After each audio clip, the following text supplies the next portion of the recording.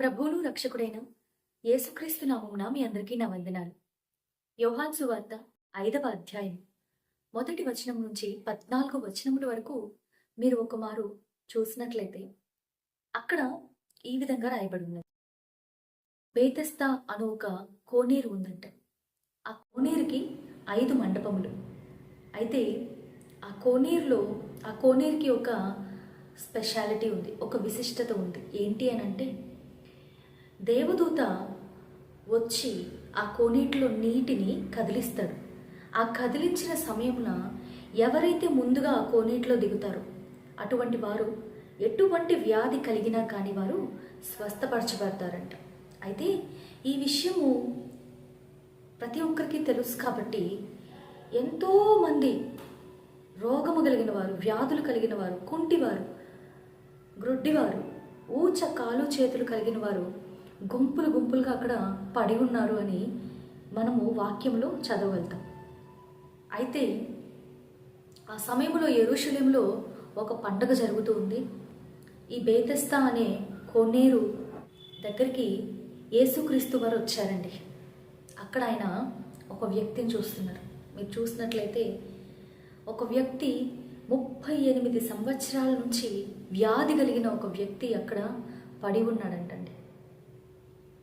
యేసయ్య బహుకాలం నుండి అక్కడ అతను పడి ఉన్నాడు అని ఎరిగి అతని దగ్గరికి వెళ్ళి స్వస్థపడగోర్చున్నావా అని అడుగుతున్నాడు. అప్పుడు అతను అన్నాడంట, అయ్యా నాకెవ్వరూ లేరు. దేవదూత నీటిని కదిలించినప్పుడు నేను వెళ్ళే లోపల ఎవరో ఒకరు వచ్చి నాకంటే ముందుగా దిగుతారు, వారు స్వస్థత పొందుకుంటున్నారు. అయితే నన్ను ఆ కోనేటి దగ్గరికి తీసుకుని వెళ్ళేందుకు కూడా నేను ఎవరిని కలిగి ఉండలేదు అని చెప్పి ఆయన చెప్పాడంట. అప్పుడు దేవుడు చెప్పాడు, నీ పరుపెత్తుకొని నడువు అన్నాడంటండి. 13వ వచనాన్ని మీరు చూసినట్లయితే స్వస్థత పొందుకున్న వారికి యేసు అనే వ్యక్తి ఎవరో కూడా తెలియదంట.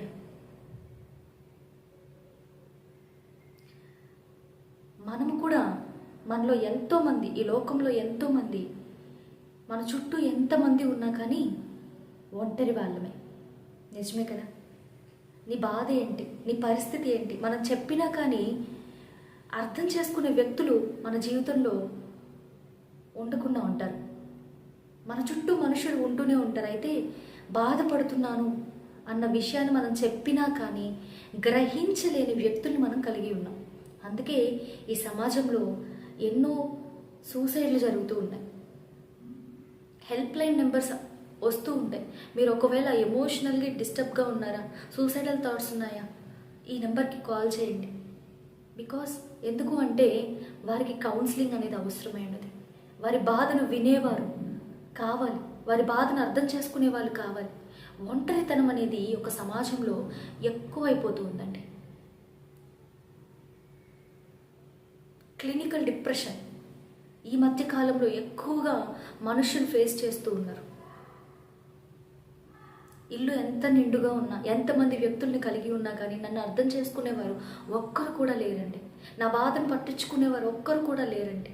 నన్ను సముదాయించేవారు ఒక్కరు కూడా లేరండి.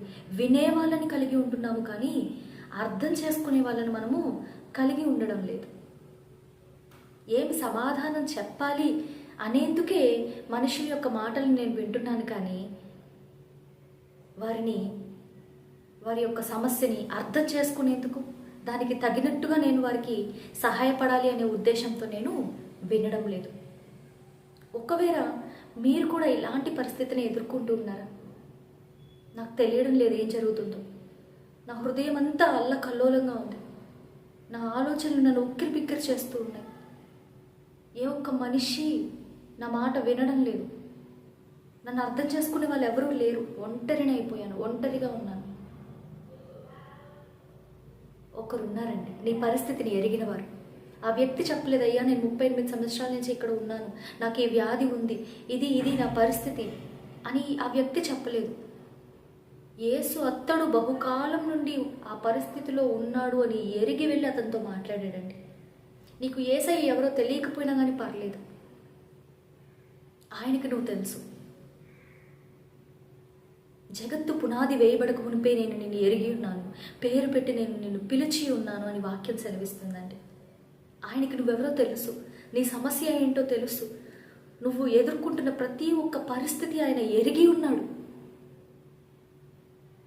నువ్వు ఇంకా ఆయన దగ్గరికి రావడం లేదేమో. దేవా, నా పరిస్థితి ఇదయ్యా, నా సమస్య ఇదయ్యా, నేను ఇదిగో ఇన్ని సంవత్సరాల నుంచి ఈ వ్యాధితో బాధపడుతూ ఉన్నానయ్యా. కానీ ఆయన ఈ దినాన నీతో అడుగుతున్నాడండి, స్వస్థపడగోర్చున్నావా? నేనెవరో నీకు తెలియకపోయినా పర్లేదు, స్వస్థత కావాలా? కనికర సంపన్నుడండి, కనికర సంపూర్ణుడండి, కృపా సత్య సంపూర్ణుడండి ఆయన. ఇదిగో ఈ క్షణాన మీకు యేసు అనే వ్యక్తి ఎవరు తెలియకపోయినా కానీ, ఇదిగో నేను ఈ సమస్యని ఎదుర్కొంటున్నానయ్యా, ఇదిగో నేను ఈ వ్యాధి చేత ఇబ్బంది పడుతున్నానయ్యా, ఇదిగో నేను ఈ పర్టికులర్గా ఈ సమస్యని బట్టి ఎన్నో ఏళ్ళుగా సతమతం అవుతున్నానయ్యా, నాకు విడుదలని దయచేయు అని మీరు అడిగినట్లయితే దేవుడు మీకు విడుదలనిచ్చేవాడుగా ఉన్నాడు. నీవు నమ్మిన ఎడల దేవుని మహిమను చూచదు. సమస్తము సాధ్యమే నమ్మిన వానికి. దేవునికి అసాధ్యమైనది ఏదీ లేదండి. ఒకవేళ మీరు కూడా అదే పరిస్థితిలో ఉన్నట్లయితే ఒక్క మారు కళ్ళు మూసుకొని, యేసయ్యా, ఈ పరిస్థితితో నేను ఇబ్బంది పడుతున్నాను, నేను ఒంటరిని, నాకు సహాయం చేయి, నాకు స్వస్థతనివ్వు, నాకు విడుదలనివ్వు అని అడిగి చూడండి. దేవుడు ఈ దినాన్ని మిమ్మల్ని స్వస్థపరుస్తాడు. దేవుడు ఈ దినాన్ని మీకు విడుదలని కలుగజేస్తాడు. దేవుడు ఈ దినాన ఏ కాడినైతే నువ్వు మోయలేక భారముగా జీవిస్తూ ఉన్నావు, ఆ కాడిని తెంచబోతున్నాడు. నమ్ముతారా?